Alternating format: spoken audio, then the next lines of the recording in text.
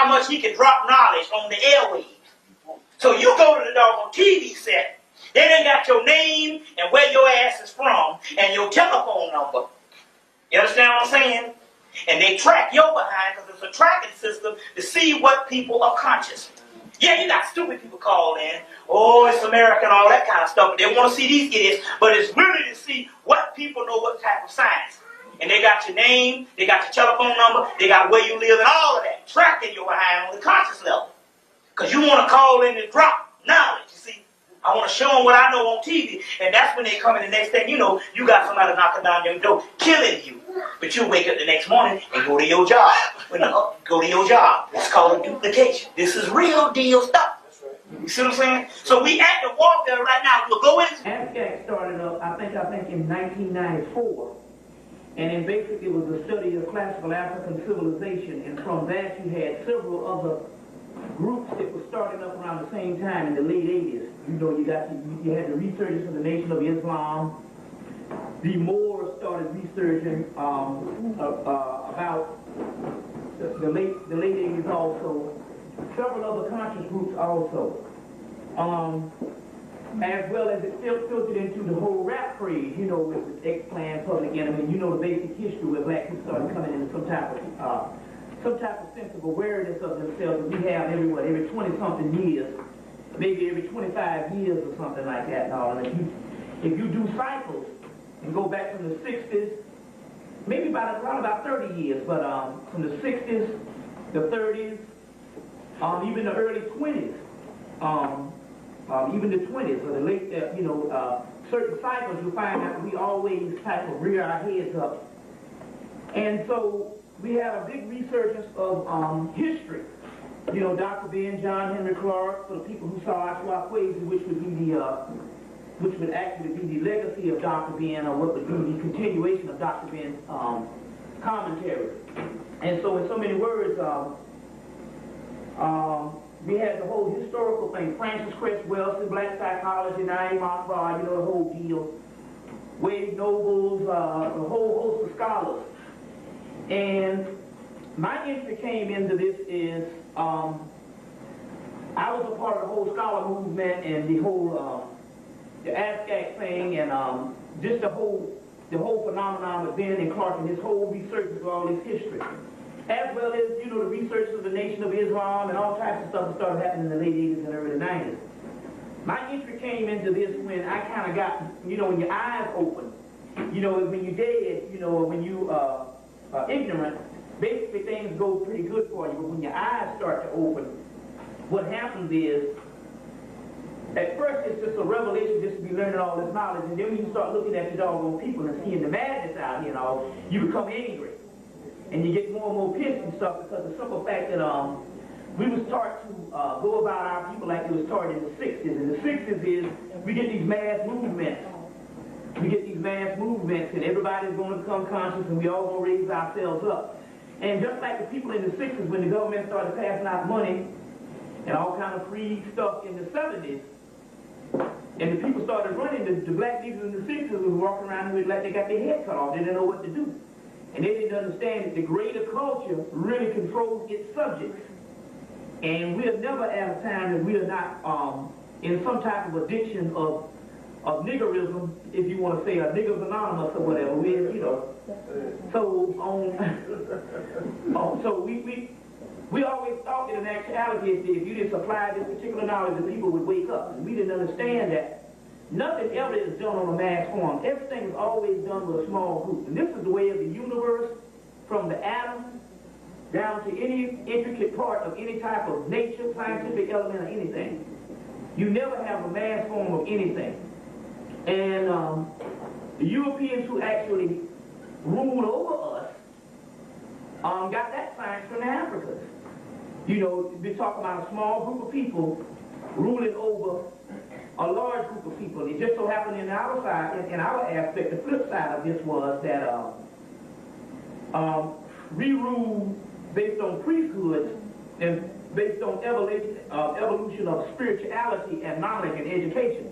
Whereas we even taught the Europeans this in more explains. We're going to get into tonight some other aspects. I want to show you exactly what trying to coin right now as far as what they're trying to lead to as far as where the secret societies and the people who rule us are actually focusing on right now in the year 2000 and beyond. But anyway, just like everybody else, your eyes get open and you really get upset because you find out in actuality it's not an easy job. Even if the people get knowledge, it's not like they're going to be freed overnight.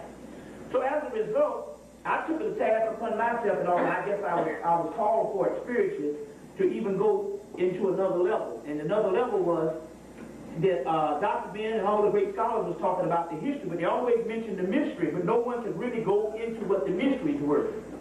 At that particular time, the only thing we had was George G.M. James' book, Stolen Legacy, and they were thinking the mysteries was nothing but the seven liberal arts of education, but it wasn't necessarily that way. The mystery was the esoteric teachings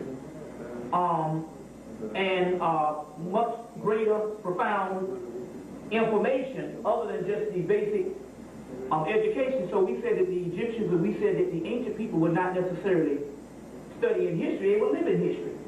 So it's almost like we got to a certain point and we just thought that the history was the actual knowledge and it wasn't.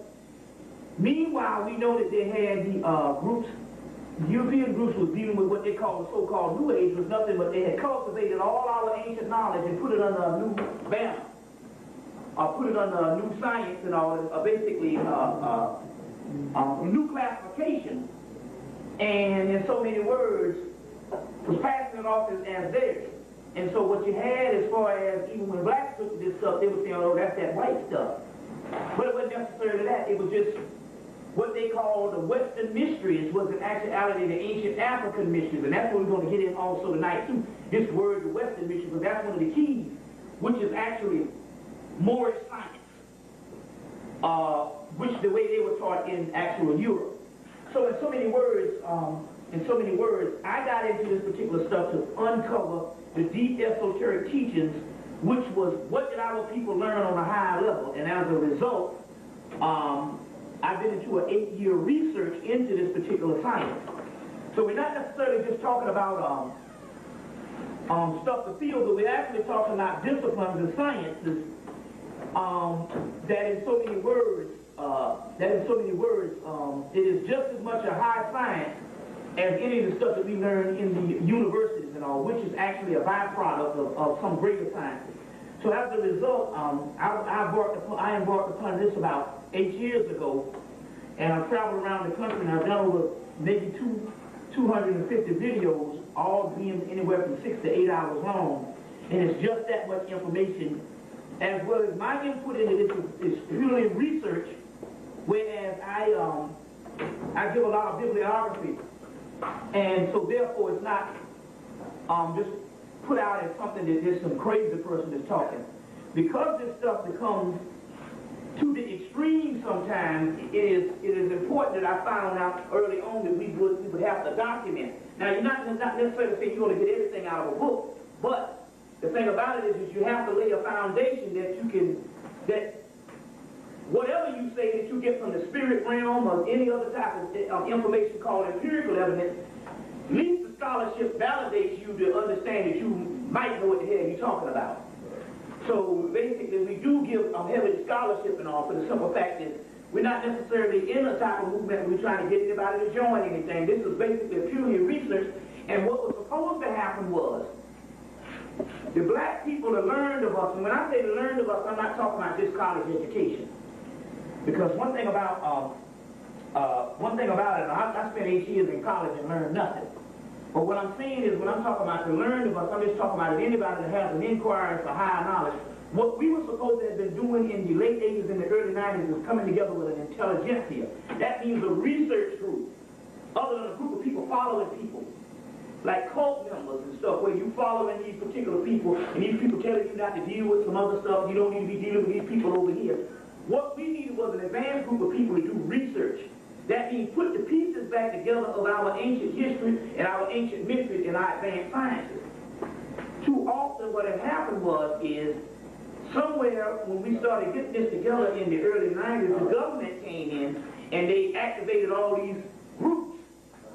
And these particular groups, they activated activated, they came in and they introduced to the black community was to lead people astray. You get in these groups, and at first it's just a great thing, but then after 2 or 3 years, and you find out in actuality that you're being exploited, or somehow down the line the learning stopped, and basically you just ended up following this particular person spending an extraordinary amount of money.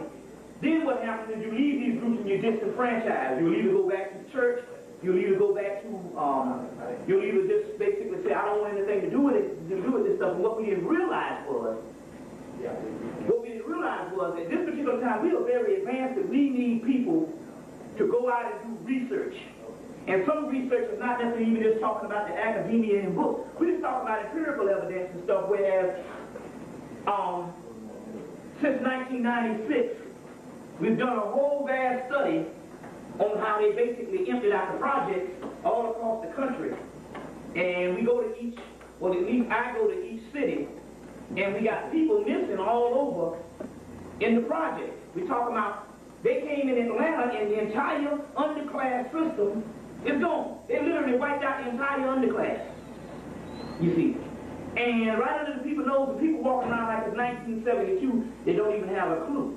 And that's because the government has become so advanced until we're no match for them. We're talking about being subjects. And what we mean by that is they come in and they give you some information that's 20 years old. And you're thinking this is the key technology, but yet they're doing things 40, 50 years up ahead of time. You would never catch up because your mind is not even programmed and trained to understand that this man is that advanced.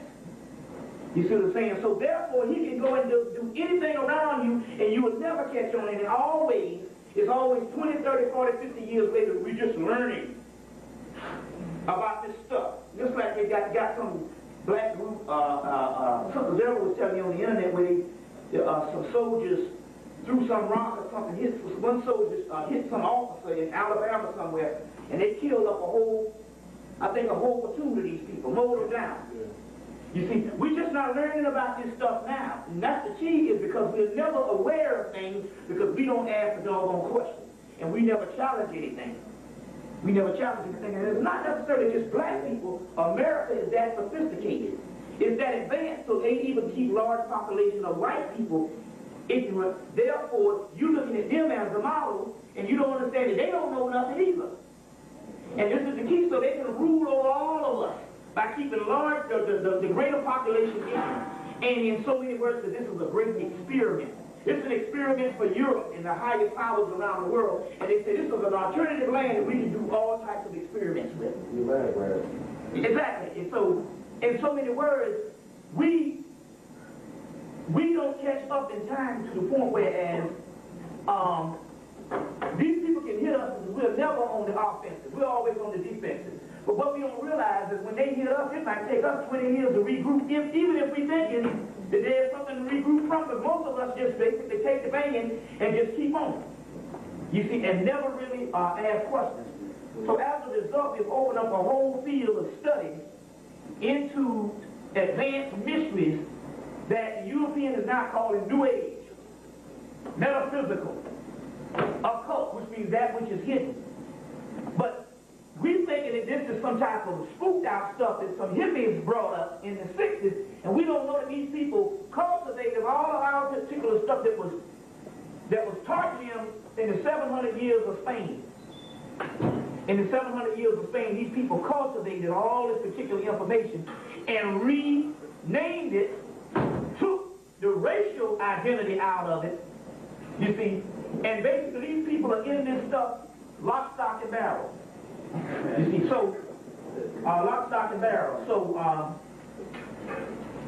what we want to do is, we need a new type of thought pattern, whereas this is not the type of information where we're trying to follow someone. Or basically, we want you to sign your name and we want you to commit to be with us. And, you know, the same thing. And I can see why some of our people are scared to go out to certain meetings and stuff. They don't want to commit to no strange group. And so what we're talking about here is the same type of education. The same type of education is no different than you going and taking any type of course in America to learn some greater information. So what we're going to do is you got a bucket? Whoa. The libation thing? Let me see if I can find one. Yeah. Look at it. What is it, a trash can?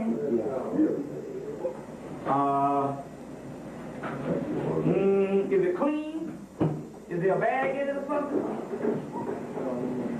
That's good. That pan is good. That pan is good.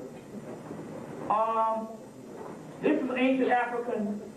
This is an ancient African ritual of libations, and basically what this is doing is advanced high science. There's an old saying that there was a Briton or an Englishman traveling in Africa, and he saw that the Africans gave the tree a bowl of milk. So the British said, "You silly African, the tree can't drink the doggone milk. Why would you give a tree a bowl of milk?" And the African said, "Stupid, I know that the tree physically can't drink a bowl of milk, but everything down here has an astral body or a field or a spirit. And so the spirit is receiving the actual milk because we're talking about a high plane." So what was going on, the Briton that was thinking that he was so advanced, which was so ignorant, didn't understand that the Africans were dealing on a higher level of spirituality. A higher level of spirituality. So to give you an example, I think give an example. My ex-girlfriend and I, she used to work the Atlanta Journal and Constitution, which is the main paper. And she had this white boy that graduated from Berkeley. Graduated from Berkeley, you know, out there in California. So, you know, he's big time, you know, neo-hippie and all. But, you know, they get into all types of things. So he was like, "Listen, we're going to this vegetarian restaurant up the street." And so, up the street and all, they said they serve bowl-type food and all. So he's like, "Cool, I want to go with you." So I said, "Yeah, well, come on, let him go and stuff, because I'm trying to feel this boy out." So we got there and all, and he's sitting there and all, and he's looking, he see all this stuff around my neck. And then after a while, he's talking down. I said, sooner or later, see, I don't appreciate we coming and you giving me this little small talk. You see what I'm saying? I know you patronizing me. I know when you get around your damn people, you don't give nobody no small talk. So I don't want to hear nothing about nobody coming to me asking about how about them Braves or how about them Yankees. You should feel that that's an insult, so probably somebody's going to come up to you and ask you about your fucking Yankees. But then again, they know that 98% of black people going to respond to that rule. So after a while, we was up in there and the white boy started talking about, yeah, you know, because he looked at all this stuff on the chest, so he figured that, hey, I'm going to really get into some stuff. He said, well, you know, there was Egyptians, we found out they doing brain surgery, and they were doing all this type of stuff, and I was like, yeah, you know, and I was riveting, I'm saying, yeah, you know, the Western man is just now getting into half the stuff that we was doing, or 1/3 of the stuff that we was doing, and half the mysteries are lost. And so I said, you know, and he said, well, what do you mean by that? I said, well, listen, I said, you might cut up 1,000 animals and dissect 1,000 animals and take you 100 years to find out that a certain thing is going this way. Whereas the African used to observe the animal and would observe nature and would come up with the right conclusion and bypass all of the guinea pig stuff. And I said, well, the African understood an advanced form of science where he could take a coconut, he could take an egg, he could take some cornmeal, and he could take several things, and he could cure the body of all types of ailments, cancer, disease, and also different types of cancer, different types of injuries and stuff, with just basically doing correspondence with nature. The white boy said, hold on, now, I got your ass now. See, there it is again, because he's thinking that we are the so-called quote-unquote educated. He said, now, I got you now. He said, you're going to have to explain to me how the African is going to come in and he's going to do all of this great work with some fruits, some form of plants, some form of vegetables, and some form of metals, like I said, wheat, corn. You're going to have to explain to me how he's able to heal the body from all these things. Now, apparently they have these elaborate rituals in Africa, but over the years, because we're talking about a place that's millions of years old, and over the years, the rituals, the explanation of the advanced science on how these rituals work have disappeared. They don't know how they work, but they still have a tradition where they know, based on the priest, they go and dip these things to cure the body. Although the original explanation of the chemical, alchemical, and physiological, metaphysical explanation is gone, they still can perform these rituals and cure people. So he was like, well, you're going to have to explain to me how. And so I just basically went into the detailed files, because we can do that. You know, you just do something just like on the movie on Green Mile. They said, the guy said, well, where you going? He said, we're going to see this woman. They said, how did you know? He said, I just know. Yeah. You see what I'm saying? So we're talking about other levels of intellect and other levels of spirituality. So I just went into the detailed files. I said, well, listen, it's simple. I said, you have what is in your body electromagnetic force fields, right?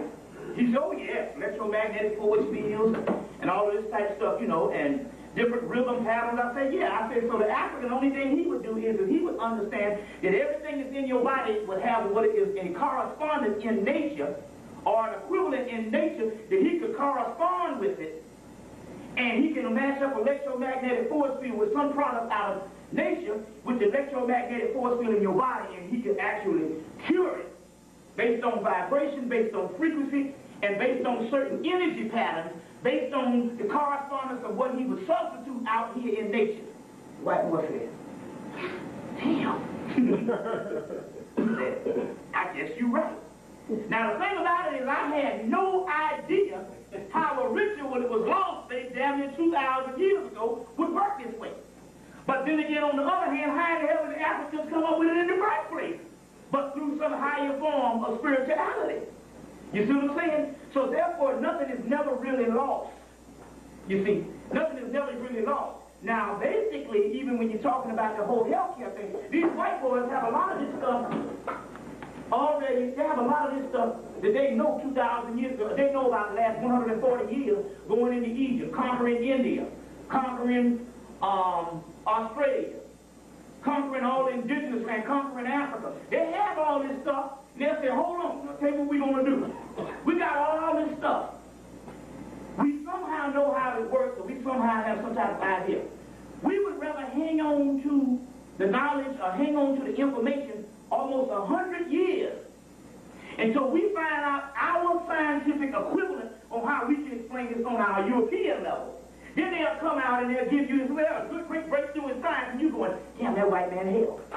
You see, this is a form of mind control. Meanwhile, they're working around the clock off of stuff that they got from the ancient indigenous world 100 years ago, 90 years ago. They're always doing stuff. If they got all the answers to all the science and all the answers to all the technology, why the hell are they still over there digging all around the world?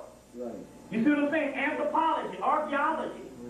So apparently they know this higher science exists, but they would rather say it doesn't exist. Hang on to it 50 years, 75 years, until they find out an equivalent of their little byproducts of what little rote learning that they learned from us 700 years ago in Spain. And they say, no, this is the way we're going to look at all types of study has to come from the European approach. And if it's outside of that, we will hang on to it and say it doesn't exist. That's some voodoo, some hocus pocus shit, until they find out the equivalent. You see what I'm saying? Then they'll come out and say, guess what we got? Ooh, new breakthroughs in science. And you're going, oh wow, that's some genius stuff. Meanwhile, you got an African priest or you got a grandmama in Alabama doing the same shit. But you say that's some crazy stuff. You know the whole thing where I went up, had an abscess in 1990, went to the doggone, I didn't even have no money. I went to the free clinic. Went in there and all, got the stuff, but still had to pay $40 for the medicine. Paid the $40 to get some antibiotics and stuff. I got to wait almost a week, can't drink no milk, can't drink no alcohol, you know the whole deal, can't have no sex or whatever. And I'm there that night, ass out. Jaws swole up, no money in my pocket. And the sister came in and said, well, goddamn. I wish you would have told me about I wish I saw you yesterday. All you had to do is go get you a $99 bottle, 99-cent bottle of liver extract, and put it on there, and it takes it away in a couple of minutes.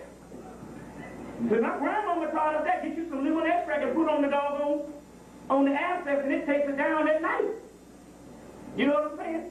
And I'm stuck here and all them on 2 days with the so-called antibiotics, and I put it on that night, and the whole thing left that night. You see, well, how did that grandmama know that down in Alabama, down in Texas? But then again, we get all educated now. And so therefore, we think that that's foolishness when you put the fat back in the penny, you know what I'm saying, on the damn sprained ankle. And we don't understand that that is doggone alchemy, that is high science is coming from the collective unconsciousness, detailed out. They don't know how they do it, they just do it. You know what I'm saying? They just do it. They don't know how the hell they can put some shit in a pot and make some damn greens taste a certain way. It's just science. You saying, oh, that ain't nothing, but let that white person do it, and you find out and say, don't taste right. All this bland shit, they can't do it because we're talking about a higher science. But the thing about it is they know it. We don't know it. Let me give you an example. When the black masons started out, especially in the 20th century, and they started getting this stuff so that they could get their lodges together, they were not able to use the Duncan's Ritual Complete. You can get that now. You can buy them in Barnes & Noble. That's the Masonic Duncan's Ritual Complete. So they had a guy named Charles Wesley Dobbs down in Atlanta. Yeah. Now, Dobbs is the grandfather of Major Jackson, who happened to be one of the first black mayors in the country. So Charles Wesley Dobbs went and made him a doggone Masonic manual. He made him an own ritual book, and black Masons around the country used the Dobbs book. Okay. Then when the white people decided they were going to let black people use the Duncan's Ritual Complete, the black Masons abandoned the Dobbs book. And guess what? The white people picked up the Dobbs book. Because they know that we are the genuine shit. You get this? So the white people came in and they picked up the Dobbs book. And now they using the Dobbs book. And the black people are using the Duncan's Ritual Complete, which is some white boy's book. Because we're trying to imitate them while they're imitating us. You see? So they understood. They said, here's a black man that creates his own ritual book in the turn of the century. This man, in the 30s and 20s, I forgot when it was. I know it was the first part of the 20th century.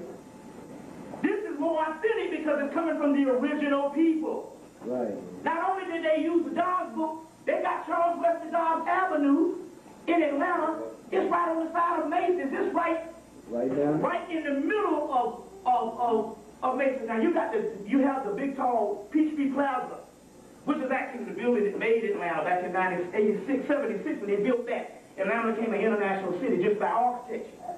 But the actual Dobbs Street is right down in the middle of white people's serious stuff.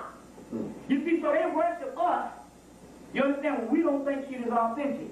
So this is a form of mind control that they're putting on us. So the libations basically is a series of entities, what we call gods, which in actuality, when you break down this real high form of these gods, they're formulas.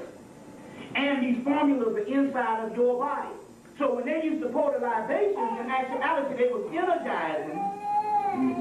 energizing your own body. Right. And so therefore, here it is again, this whole electromagnetic force. You pour these libations before court, look like things gonna go your way. You see what I'm saying? If you pour these things in court, things will go your way. You see, so these are things on a high science, but then again, they have trained us, if it don't come out of the European mindset, it has to be in Syria. So what the European has now done is he's saying, hey, that not only is the European thought superior, they're saying if your thought pattern in the world now is outside of the so-called European thought, you're not even human. You don't even exist. You're clandestine. That's what this whole World Wide Web, what they call globalization. Globalization what? Who the hell you globalization? That's another form of high-tech imperialism. Whereas your mindset has to be functioning in their European thought pattern of guess what? You don't even exist. You are null and void. You are clandestine. You understand how this goes? Right. So if they're saying if it's not European thought, it's not even valid. Right. You see what I'm saying? So now you got thousands of people, the Caribbean, Africa, Asians. You see what I'm saying? All the people on the earth are now trying to be the doggone European, the caveman. You got thousands of people in retreat. What's that, brother? Well, actually, I was talking to this brother who started an internet business Yeah. last week, and he told me something that kind of shocked me.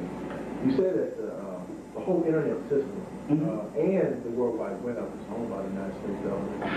Oh, let me give you another example to break this down. You know the whole Y2K thing that didn't go off like a hitch. Didn't go off like we thought it was going to go off. It got everybody scared. And I don't know, we couldn't find water in Atlanta for 2 weeks. So they had to run on the stove. And I knew when my boy went into Clark Atlanta, the black college, and he hit the computer at Clark Atlanta, the day after Y2K, or 2 days after Y2K, and it came on purpose. He said, you know, that's the biggest hoax in the world. Because if anybody's going to be incompatible, it's going to be the black colleges.